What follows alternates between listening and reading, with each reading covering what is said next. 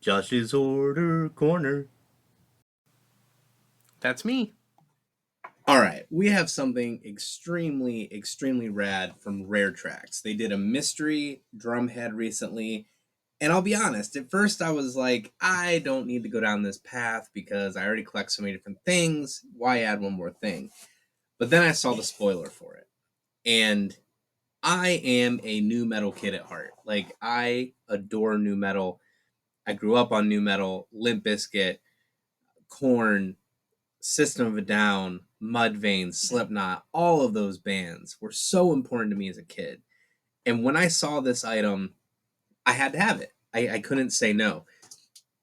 Now, let's open it up and then we'll go from there. So, this was $100 from RareTracks. It dropped right around Christmas. There are still some available, I think. If there aren't any available, there might still be some as regular inventory. That's what I'm trying to say here. Oh man, it's a nice JSA asserted black drum head here. It looks amazing. Are you ready? David Silvera from Korn. The original drummer from Korn. In this amazing, look at that signature. That is crispy. That is nice. Wow. So I am not an expert on everything that went down with Korn, with David Silvera. I know a little bit. I'm not going to pretend to know the ins and outs of it. And I know that there are some very heated opinions out there about this. Korn, when their first album came out, their self-titled album, you got to remember that album cover, the little girl in the swing, the shadows, the band name, that backwards R. It was iconic. And then the album kicking off with Blind, with just the cymbal rides, like going into that like scream of Are You Ready?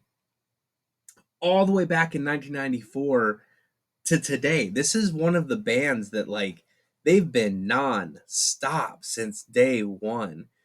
And yeah, they've had a rocky history. I mean, Fieldy left not long ago. Head, the whole thing with him, leaving and coming back.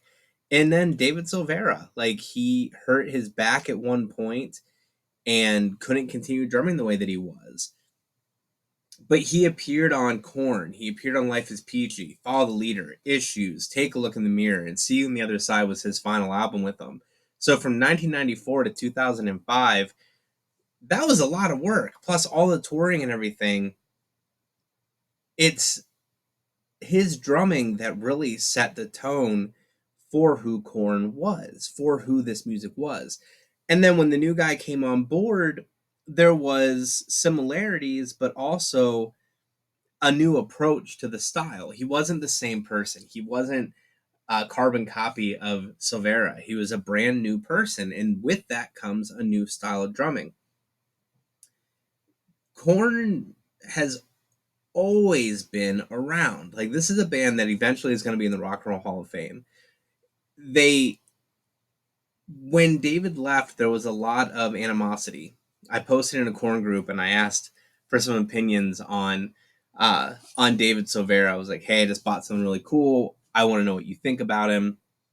And I received a lot of he's terrible, blah, blah, blah. But what I noticed was all of the he's terrible was about the suing Korn, about shit talking fans, which is a terrible thing, don't get me wrong, but standing up for himself against fans who were bad mouthing him for what was going on with him and Korn. It was never he's a terrible drummer. There was a lot of he's a great drummer, and then all this shit happened. Whatever happened between him and the band is between him and the band, and it should stay with that because his drumming really was for that time and for this band what stands out and what really represents who they were at that time. And then after he left the band, he kind of disappeared. Like he came up with a couple different projects from there, but since then, but nothing that really took off. Dude